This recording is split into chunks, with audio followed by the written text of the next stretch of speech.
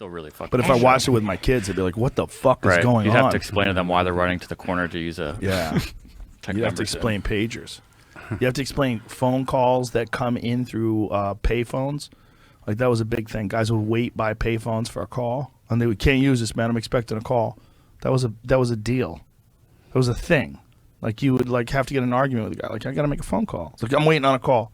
Like you literally could because there was no call waiting on pay phones. Like this is crazy. Star 67. That's no. Star 69 is when you call someone back. Star 67. Star 67 blocks your number. Yeah. Wasn't there a Star 71? Star 70 would block call waiting from ruining your phone call. You'd have to type that in when you didn't want your like America Online to get disconnected from a phone call too. Oh, right.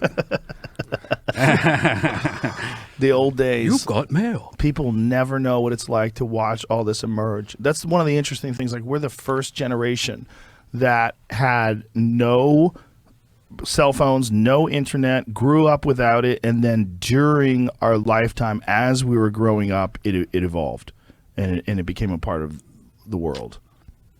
Cell phones first. I had a cell phone when I was 21. I had a car phone.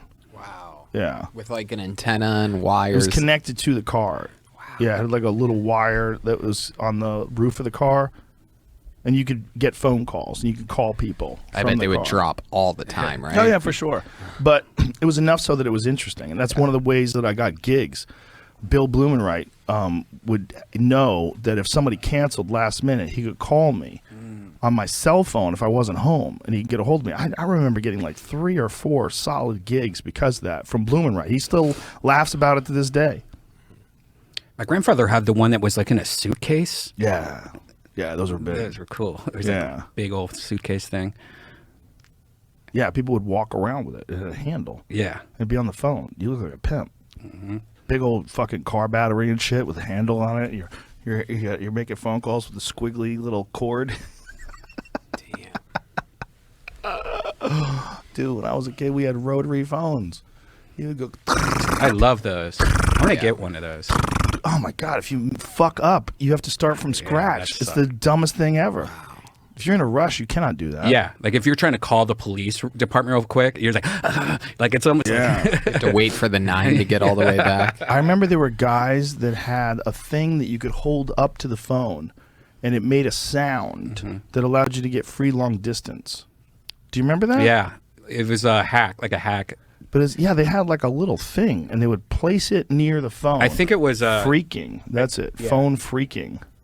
How did it work? Some old school hacker shit. I think it recorded the sound, kind of what a touch tone did. Yeah.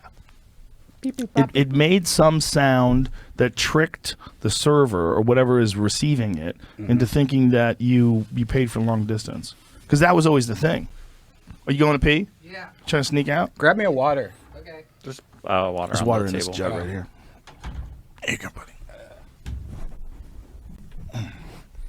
I remember that, and I also remember people would sell phone cards. Do you remember phone cards? Yeah. Remember 1-800-COLLECT? Yes. Isn't it funny that that's one thing that competition actually fixed? Because people don't realize that it used to be super fucking expensive to call your friend who lived like in the other part of the state. Yeah. Like if you called your friend, you had a 617 number and your friend had a 508 number or a 412 number or whatever the fuck it is, you had to like pay. You had to pay a lot of money. Yeah. That's why cell phones.